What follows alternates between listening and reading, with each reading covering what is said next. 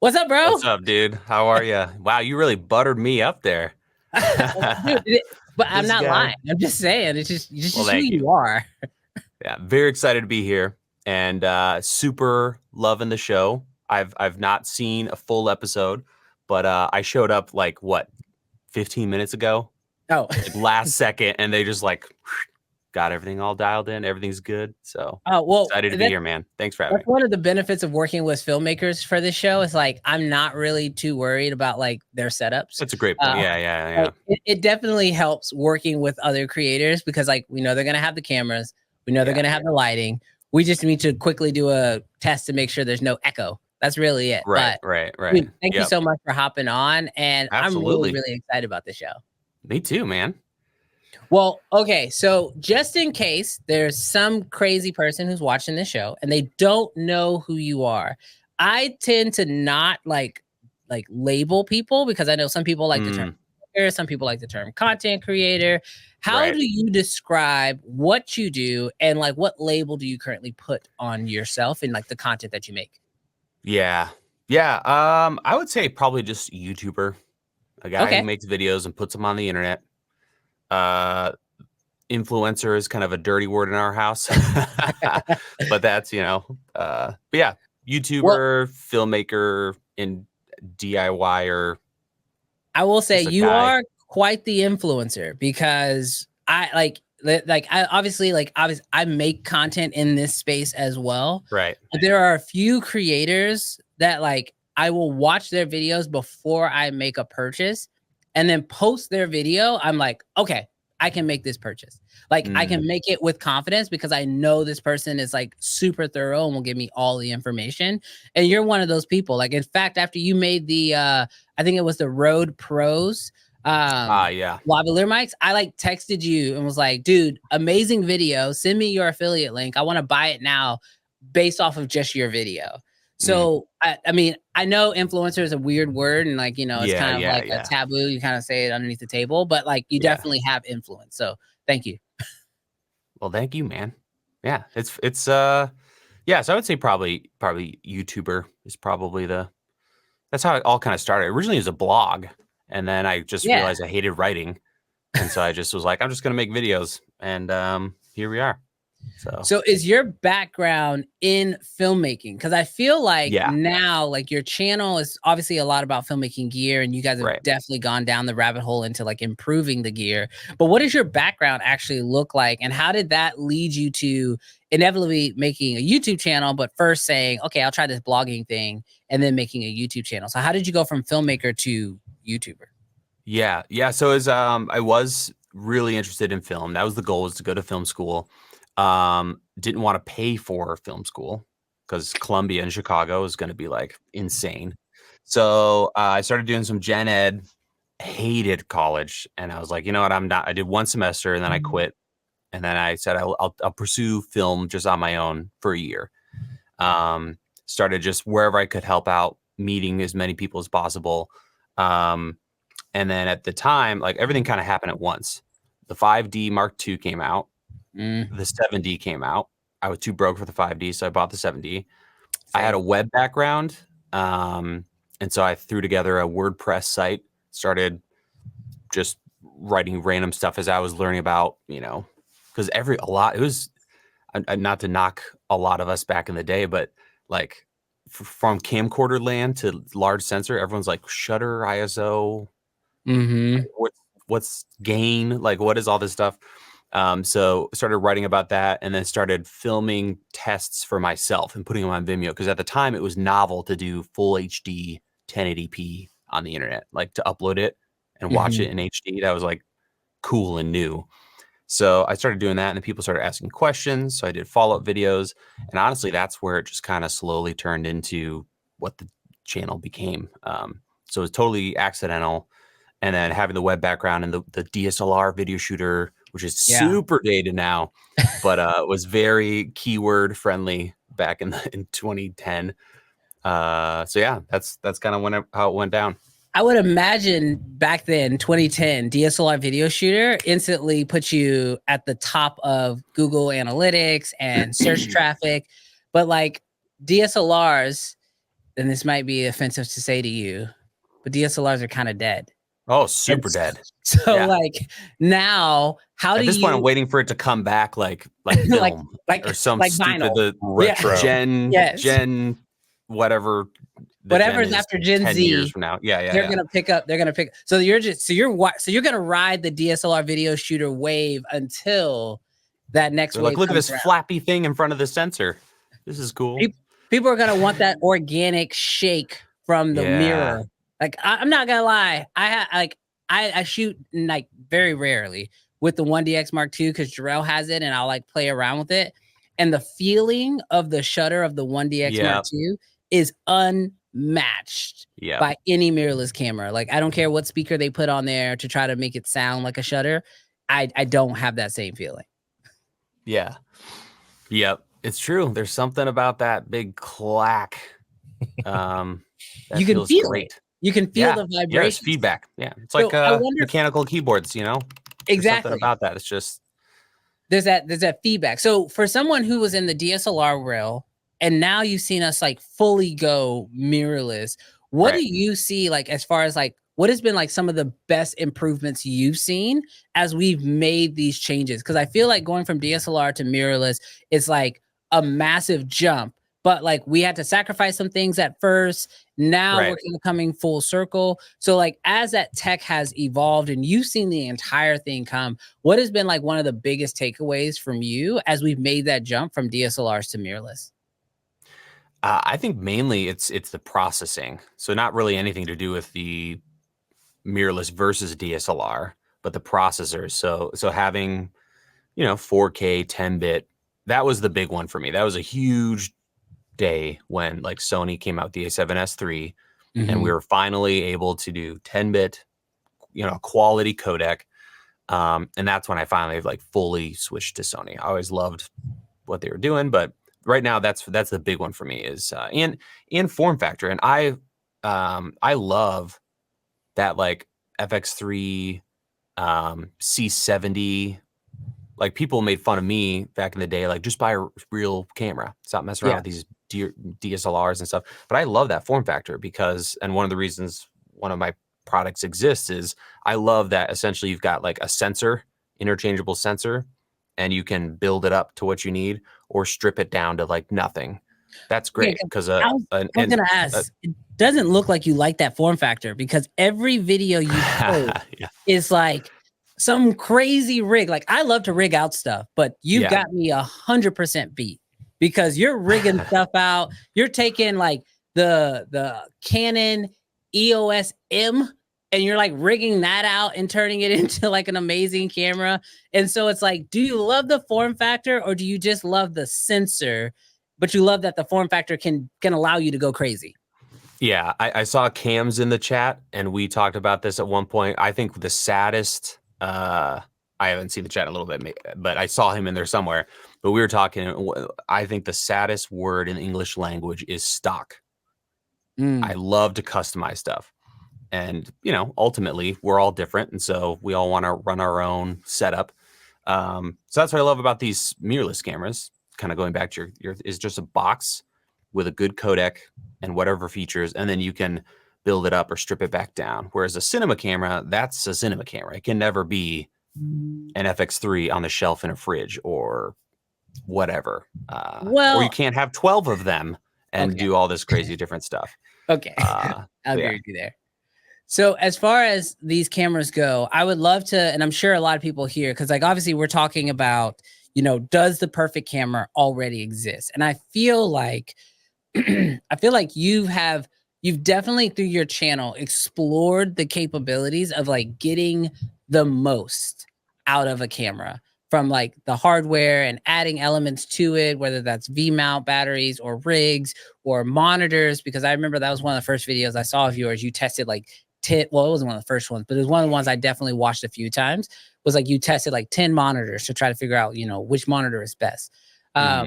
When you look at cameras today, what would you say are like the top 5 features that have to be in a camera that is released in the modern world?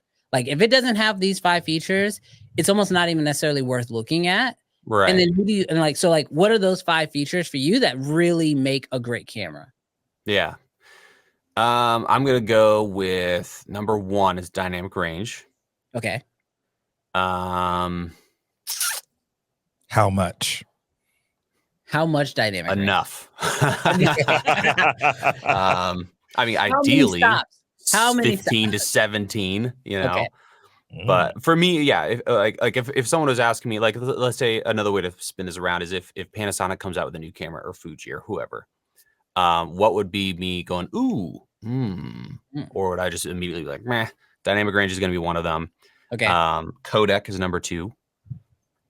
So having codec options. So I don't want to record and have insane amounts of data. So intelligent compression, which is like why I love Red, what they're able to do. It's amazing. And then beyond that, it's just kind of gravy. I would say probably like a really solid log. Okay. If it's not going to be a compressed RAW, a super solid log is going to be really important. So right now, Sony's pretty solid. Panasonic's very solid. You know, everyone's doing pretty good. Yeah.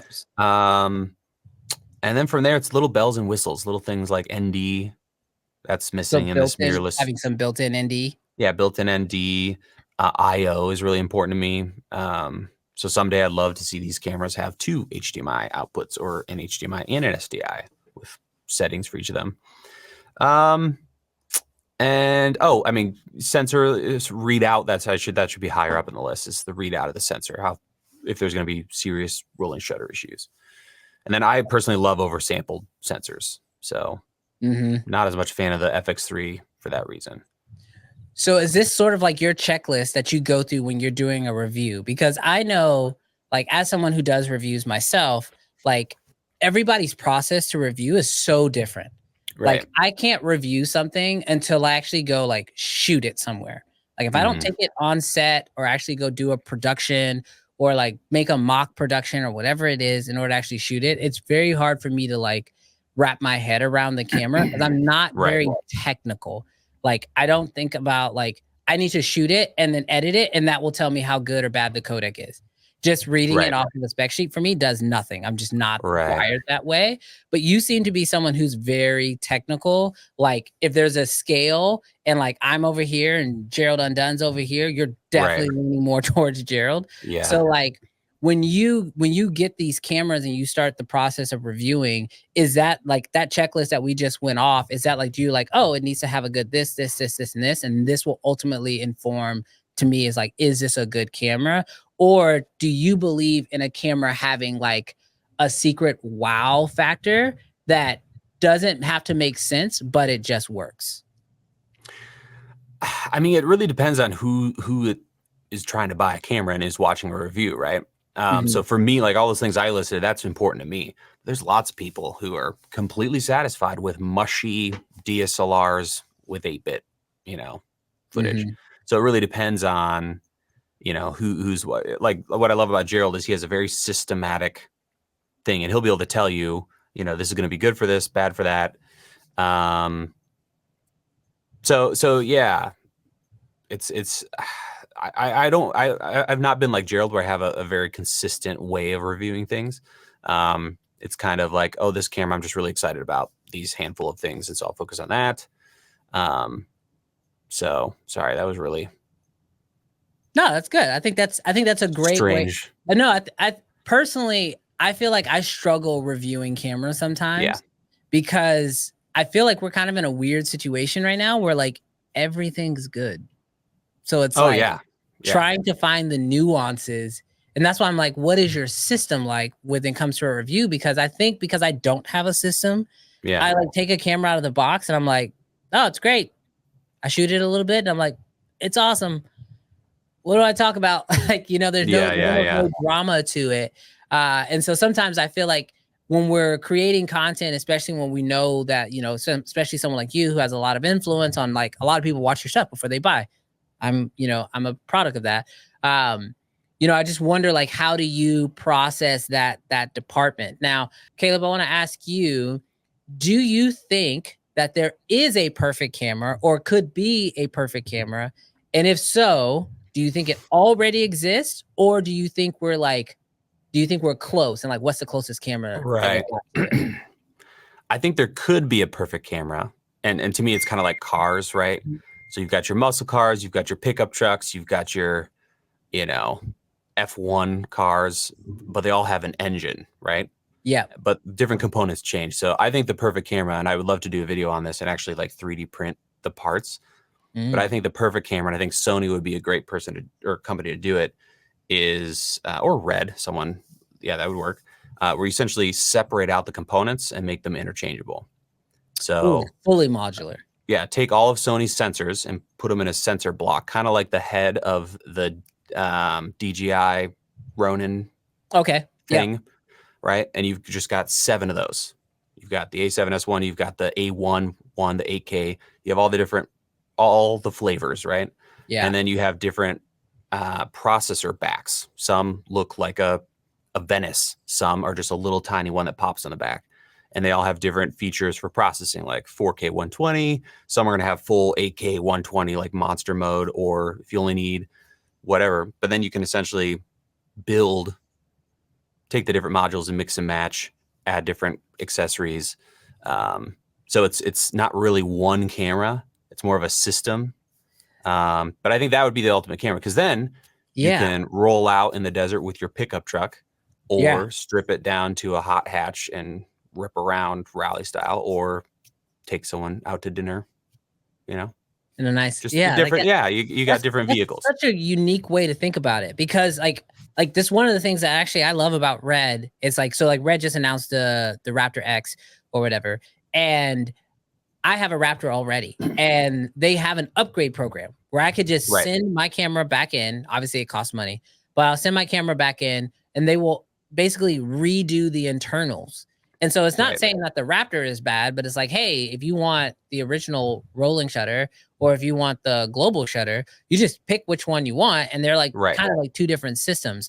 But what you're saying is almost like the parts are almost like Legos that you can then put together yourself. So you could almost like, you're like, oh, I want both sensors, so I'll just keep them in a drawer. And then whichever one I need that day, I can just like take it out and put it on. That makes perfect sense for you to say that, as someone who probably has like buckets and buckets and buckets of rigging material, because it just sounds like you're rigging a camera the same way you would rig out a camera. Yeah. Yes. I love that kind of idea. That'd be a lot of fun to like, buy a camera. They could have different combos, but mix it up. Because then it's, because the long story short, there is no one camera that's going to be perfect, because you can have an Arri Alexa, but it doesn't have autofocus, or you can't put that thing on a small little gimbal. Codecs, or it's all different, right? Yeah. Everything has its weak point depending on its use case. So I think that would be as close as we could probably come to a perfect camera. So the perfect camera is literally modularly building out your perfect camera. Right. Or having the option to, change up your camera to have the same sensor, but change up, So I think that I feel like, as someone who like I love Sony cameras, but one of my biggest drawback of Sony cameras is the fact that they come out with a new Sony camera every 2 to 3 months. And it's always like, oh, well, that camera got a feature that I really like. I like my existing camera, but I just want that one thing from this camera on mine. And instead of it just being like a software update or something, there's just at least the option to be able to like pull something, you know what I mean? And just to be able to make that part of my camera. That would be really, really interesting. What I love about filmmaking is there's so many disciplines. Yeah. Sound, lighting, audio, camera movement. There's technical. You got to know technical stuff. So anyway, I'm realizing I just love making stuff. And I realized I felt like I was trying to like force myself to be a filmmaker, to show my filmmaking chops. Because a lot of people are like, well, shoot something with it, with cameras. But I think I finally realized for anyone who likes John Wick. Yep. In I think the 3rd movie, this isn't a spoiler, but there's a guy who is like, instead of like someone showing you different wines, it's different weapons. Yep. And I'm that guy in the film industry. I love that. Everyone else is John Wick doing their thing, assassins or filmmakers. And I can help, find the right tools but I'm going to stay You're giving behind us the tools my we need to glass go shoot with. bench. And yeah, exactly. So long story short, started this company and I'm making equipment, which has been a lot of fun. Really enjoying that. So he's massively underselling this, guys. I'm gonna help you out here because what you're doing is so much bigger than just the guy who shows cool tools. Like what I love about what you've been making is one, like it's high quality first, which I saw you posted like an Instagram story to the company page the other day because some people were a little worried about like the price or whatever. Right. And for me, I was like, I would rather pay for quality than have you guys go like, outsource this across, to another country or whatever. And then you have to deal with like the possibility of it not being actual high quality and Right. being properly, manufactured. And so you guys are killing it with quality first. But then the other thing is that you are actually like someone who, although I know you say you're not like a traditional filmmaker, you're more of a maker, but like you're someone who actually uses these tools and knows what's missing. And because you've had all these years of like testing and rigging yourself, when you see a system, how to actually make it more functional for us as filmmakers, which I think is actually, super important. Like last week when we talked to Jared, he was mentioning that like they shoot as well. So like they Right. know what's missing and they know how to test certain features, and they go out and they test with these cameras and they shoot with them and they test with them and they shoot with them and they test with them in order to make sure that when they bring something to market, it's actually something that's going to be beneficial to the creators. And I have trust in what you guys are doing because you are the same way and you're not going to skimp on quality. Especially when you're buying a physical product, I think it's so important to buy something that's going to last a long time because filmmakers, we're rough with our gear. It's being thrown into a bag or into a Pelican case or whatever. And so the fact that you guys are willing to take that time and make sure the quality is really good, I think is phenomenal. So I think, he was underselling it, guys, but I'm gonna tell you, like the products look amazing. And I would rather you guys continue to push for that excellence because as a filmmaking industry with so much cheap stuff on Amazon, it's nice to see that people actually still care about quality. Yeah. Yeah. And I, along with customizing stuff, and I hate that word stock, I also really love overbuilt stuff. So my wife, if she's watching or if she heard this, she'd be laughing right now because if there's something that only needs 2 screws to be secure, I've got to do like 8 to 12. Like everything's overbuilt. So it's been fun and I've been building this for myself, honestly. And then it's just turning around and sharing that. So yeah, it's been a lot of fun. The stuff works out well. And I can tell you guys I want to just give you like a quick little, from my own products that I've purchased / got from you. I'm not sure if I had to purchase it or how it worked, but when I made that ATEM mini case, we actually made it for our church. And like you had the 3D parts and everything online and I ordered all the parts and we built it. The church still uses it and it still functions without any problems. And it's phenomenal. And so your design was amazing off top, but there were moments where I was like, man, this is a lot. Like, but it's holding up. So I was like, oh, I guess it works. Yeah, we should build it in a Pelican case and we should use these screws with it because it actually made it, more durable. So great job. Fantastic. Thanks, man. Caleb, just in case someone hasn't seen that video of the Cineback, can you just take a minute just to kind of show us how you're making that camera way more functional? Yeah, so it essentially is kind of like in between an FX6 and an FX3. So there's an FX, this is an FX3, and I don't know, my lighting is very dramatic here, but you can see there's this device on the back and there's giant cheese plates on the top and bottom. So rigging this up is a dream, but there's also a spot for the screen. So let's see, I gotta hide my face here. But there's a spot for the screen so you can flip it out and kind of have it in a AD kind of setup.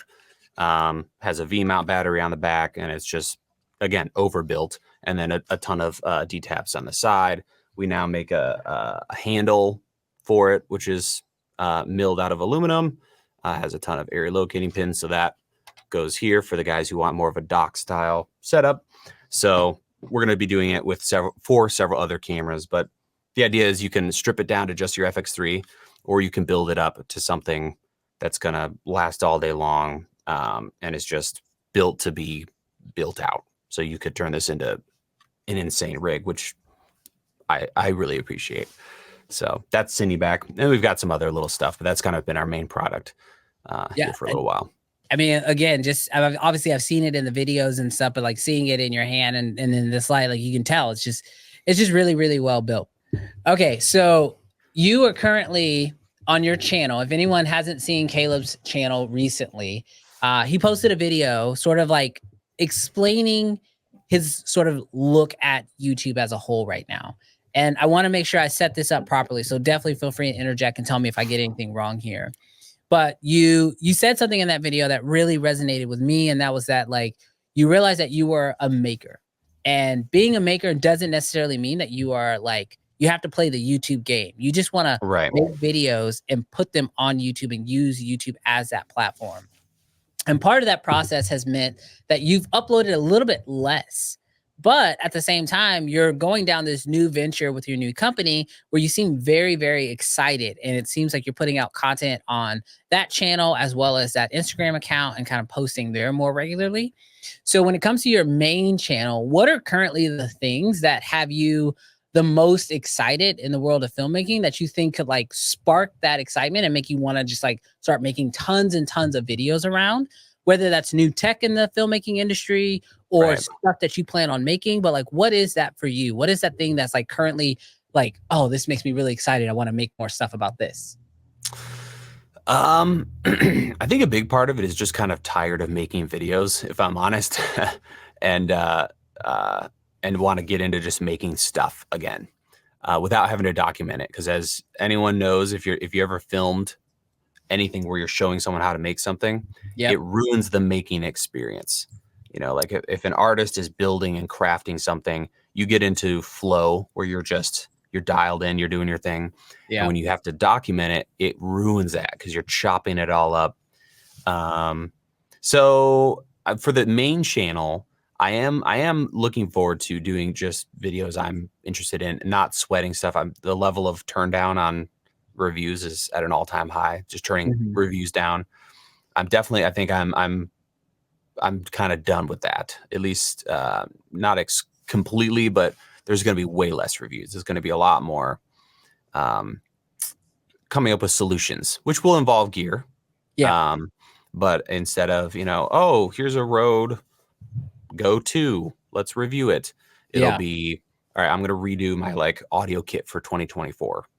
And I want to build the most insane setup for that. And it's going to use this microphone. And it's great because blah, blah, blah, blah, blah. So it'll be more stuff like that. More making rigs and doing custom builds will be a lot of fun to kind of use our products and other stuff to build the perfect dock setup or the perfect cine setup or whatever. I really like how you're looking at the solution and then you're like, okay, that's like, it's more of like, you're inspired by like solving that problem for a person. Right. And that's inspiring content, which I think is super, super admirable, because I think that's why a lot of us go to YouTube is we do have a problem. Like whether it's how do I get the most out of my camera or how do I make my image look more cinematic? Sorry, I hate that term.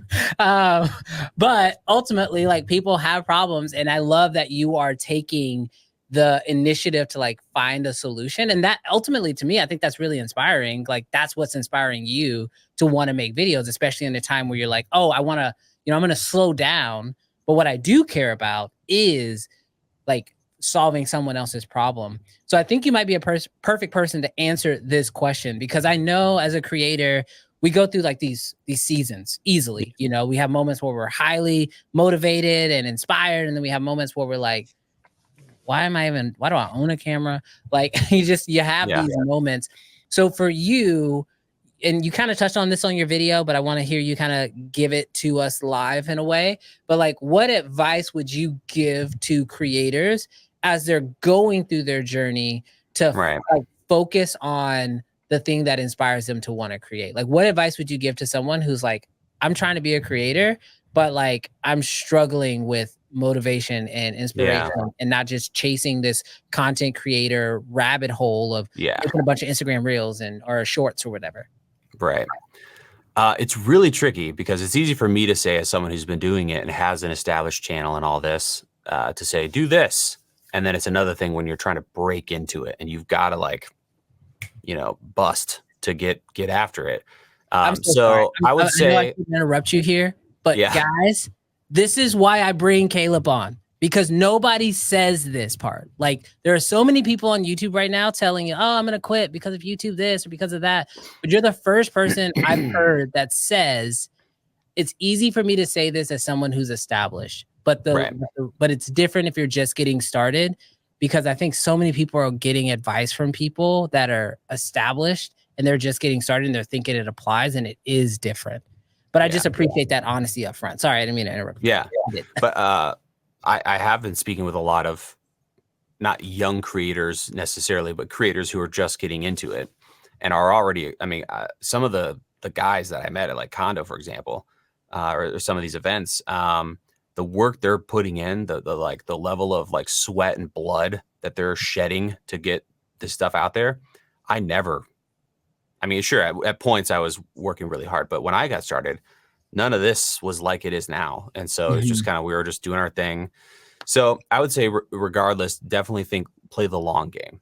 So fast forward to either your deathbed if you want to go hardcore, or just retirement, whatever. What do you want out of this? And how are you going to maintain this? And you've got to pace. You've got to pace yourself. Or you're going to burn out / hate it / career changes, all that stuff. So for me, it's kind of like investing. It's kind of like a lot of things in life where you just play the long game, pace yourself. So that's one of the reasons I did the video and going through all this stuff, is I want to pace myself.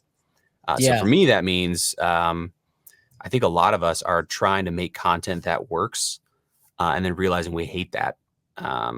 So playing that long game of making, and it's this insane rabbit hole where you make videos because YouTube and the audience are enjoying them. And then you realize you don't want to do them, but now you've built an audience of people who wants that. So from out of the gate, make stuff that you want to, pace yourself, you know, make it sustainable, and the audience will. That's the beautiful thing about YouTube, is it's literally its whole existence. The AI, the reason it exists is to find videos for people that are watching. So I love that answer. Yeah. So I would say play that game, because if you start like, oh, this video did well, I didn't really care for it, but I'll just make more of those, you're just going to build an audience for something you don't want to do. And that's going to be rough. I can testify to that. I'll say this, like, obviously my team knows this, but I've never said this publicly. So our most viewed video on my channel is a video I did. It's a Canva video. And don't get me wrong. Right. I think Canva is a fantastic, I think I told you this story. I watched it and I was like, wow, look at all this stuff. I hate that is my #1 most viewed video. You have no idea how much I hate that that's my most watched video. And don't get me wrong, I love the video and I think it turned out great and it's incredibly helpful, but it's just not everything I want to do. And this live stream is not something that works for YouTube. Like the views versus like what the analytics want and all that stuff, it doesn't work. But I feel like we have so much more fun making this that, like, when your advice is to, like, do what you love and then, like, let the algorithm help you find that audience, that's literally what we're trying to do with this show. And so hearing you say that gives me personally just some reassurance that, like, okay, we're on the right track. Let's just keep going. And, you know, I want to bring up Cam Mackey's super chat, because, like, I am enjoying having these conversations on a week-to-week basis. And I believe, and, like, just from, like, what we can tell, and I know data is not everything, but, like, our active viewers are going up and people are enjoying the show. And if you guys are enjoying the show, please hit the like button. It does mean the world for us, because we don't make these for the algorithm. We make these because it's something that we love to do, and we think they're amazing conversations that you guys would enjoy watching. And so, like, it does mean a lot to us. And hearing you give that same piece of advice, it means a lot. And so I just want to personally say thank you for that. And if anyone else is watching this, that is definitely a gem that you should, like, commit to memory. We're probably going to cut it and put it into a reel or something so we can make sure more people hear about it, because it is so important when you're creating that you do allow yourself to just focus on what you really love, because that's what I think you can actually be, like, sustainable and do in a long term. Yeah. Yeah, absolutely. And the scaling thing, man, don't scale. It goes against everything in our American like entrepreneurial grow, make it bigger. But Yeah, it over really time, is. I personally have dealt with that with like, the scaling, and like I even had like business coaches come in and they're like, oh, like you need to hire this many people and add this yeah, people and do all this stuff. And I've learned that like I don't want to. Like I like having a small team and I like just yeah. creating what we can and just kind of running it that way. Have you experienced any, like have you tried to scale and learned that lesson the hard way like I have? Or like have you like been able to like hold off on that process of scaling? So definitely have scaled a lot. And it's really tempting. It's always tempting because we all want to succeed or do more, and the worst is when something's working really well, like this product. We can't keep them in stock. Like I'm what I'm about to say is not to brag, but like last night we put another big batch up and it sold out in like 10 minutes. It's so tempting that then let's go out. We could get a bigger space, hire a bunch of employees, and we could 10x this thing. And you start looking at numbers and all this stuff. But every one of those steps involves more responsibility, more stress, more, and then you realize you hate it and it's just killing you. Yeah. So if anything, from this point forward, I'm looking to scale back, like, maybe get a smaller space, work over a garage, go backward to like the basement days, Yeah. and work, try to work less and do more of what I enjoy because, but again, even saying that, it's like, what are you talking about, dude? That's crazy. You can't do that.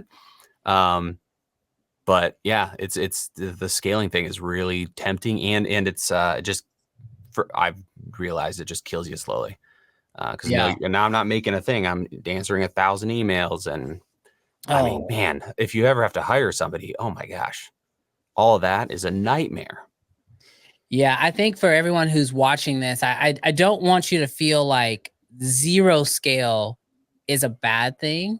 Right. Like it is okay to scale, but I believe scaling is one of those things where like it's infinite. And so like you feel like, oh, I just got to keep going and going and going. But the truth is that your company can scale indefinitely.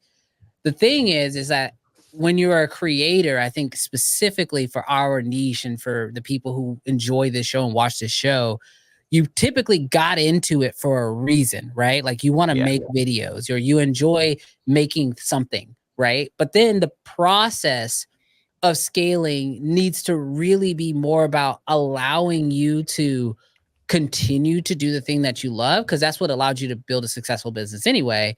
And the problem is sometimes when you start scaling, you introduce things like, oh, now I have to be a manager. And you're like, well, I didn't want to be a manager. I just want to make videos. Yeah.